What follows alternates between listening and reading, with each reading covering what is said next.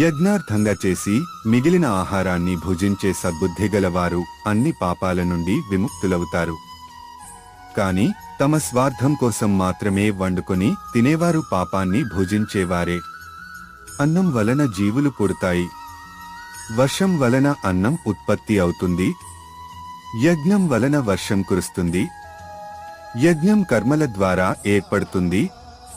యజ్ఞము అనే కర్మ బ్రహ్మమైన వేదముల నుండి ఉద్భవించింది. వేదాలు పరబ్రహ్మము నుండి ఉద్భవించాయి. కాబట్టి సర్వవ్యాప్తమైన బ్రహ్మ యజ్ఞములో నిత్యం స్థిరంగా ఉంటుంది. హేయమైన ధర్మచక్రాన్ని, సృష్టి క్రమాన్ని అనుసరించనివాడు తన ఇంద్రియ సుఖాలలో మునిగిపోయి పాపకర్మలో లీనమై అర్ధహీనమైన జీవితం గడుపుతాడు. అతని జీవితం వ్యర్థం అవుతుంది.